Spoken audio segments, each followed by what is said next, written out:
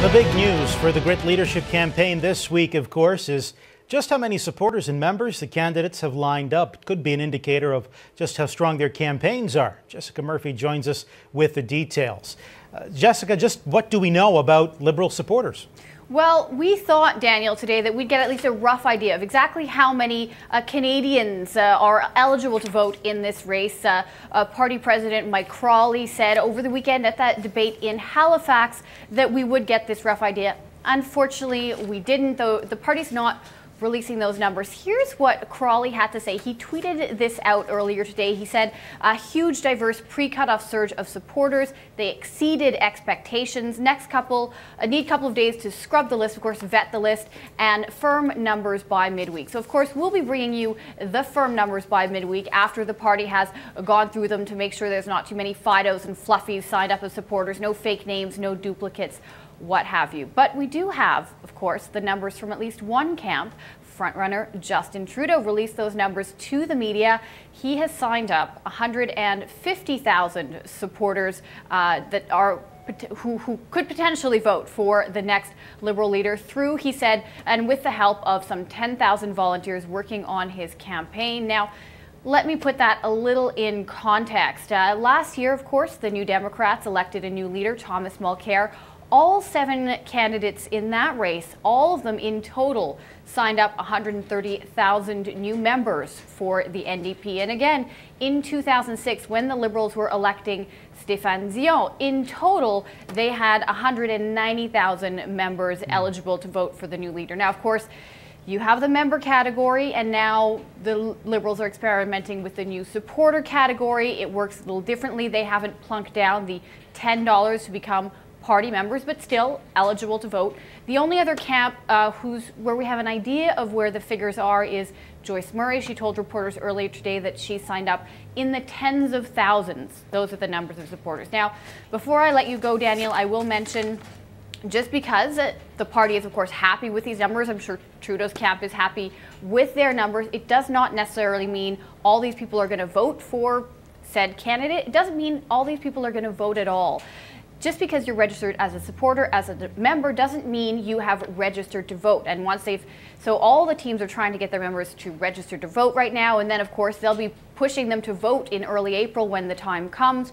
That's one issue. Another thing is it really depends on where you are geographically in Canada. The results will be weighted based on electoral districts. So if all your supporters are in a couple of electoral districts, it'll count against you. And finally, of course, over the next 5 weeks, all 8 candidates will have a chance now, because the databases have been opened, to try and poach other people's candidates. So there'll be a little bit of that going on as well in the next weeks of the campaign, Daniel. All right. Very fulsome. Thank you, Jessica. You're welcome. Well, the Liberal leadership debate in Halifax saw Justin Trudeau get a little feisty, finally responding to some of the challenges from his opponents. I have been able to talk positively about every single person on this stage, about every issue we're bringing forward, because this is what we need to do. The Liberal Party lost its place and lost its way because people were tired of the party turned in on each other, turned in on bickering and fighting. And that's why I'm relentlessly positive in this campaign, and that's why the top-down, backroom-heavy, negative campaign that has been run by other people in this campaign is something that I don't think Liberals want to see, and I know they're certainly not responding to. But before the debate, it was all superstar worship and Trudeaumania in Halifax over the weekend. Our Chris Sims breaks it all down for us from Bridgewater, Nova Scotia.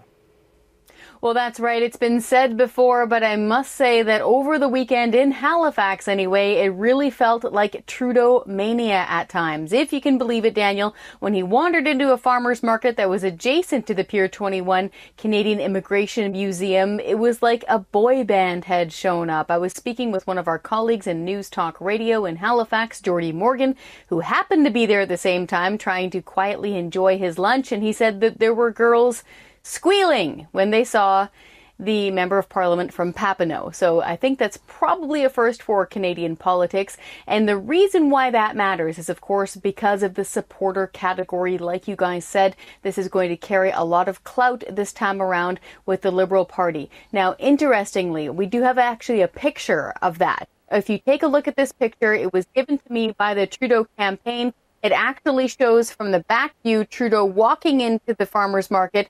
And as far as the eye can see, those are people clamoring to see him, to meet him, to get a picture taken with him. And as evidence, the next day, on the actual debate day, you know how you walk around to those different tables and you look at their swag?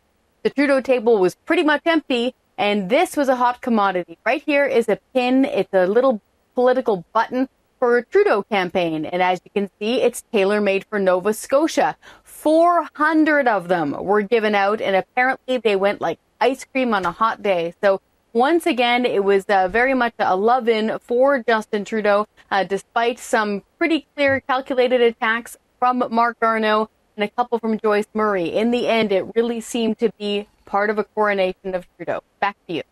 All right. Thank you, Chris.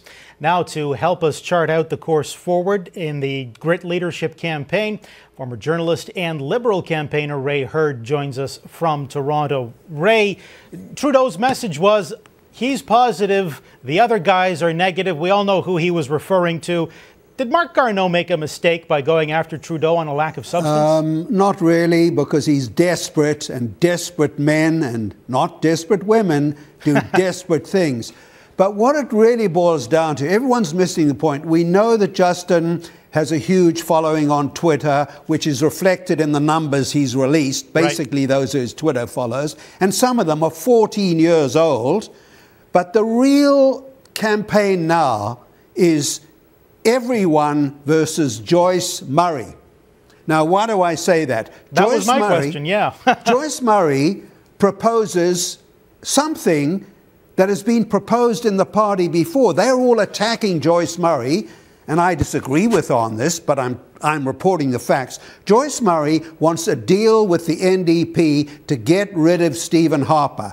All of the rest are attacking her. But guess what everyone forgets? Jean Chrétien was in favour of a deal with the NDP with Ed Broadbent. They are elder statesmen. Yep. Stéphane Dion and Michael Ignatieff and Bob Rae were parties to a deal with the Separatist Party to have a coalition government. And that was underwritten by the separatists who want to destroy our country, Canada. So when people say Joyce Murray is raising something radical and new, I say that's absolute batshit. You know why? She's doing on a lesser scale what Chrétien, Broadbent, Bob Rae, Michael Ignatieff, Stéphane Dion have proposed. So I wonder if the media are going to approach Jean Chrétien and Broadbent and ask them if they still believe in some sort of accommodation or deal with the NDP and the Liberal Party to get rid of Stephen Harper. That's the way I see it right now. And may I add one other thing?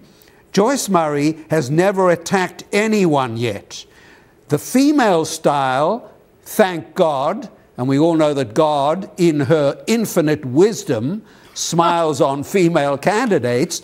That's not done, and that's why Martha Hall Finley imploded when she made a cheap shot attack on Justin, which was kind of unique.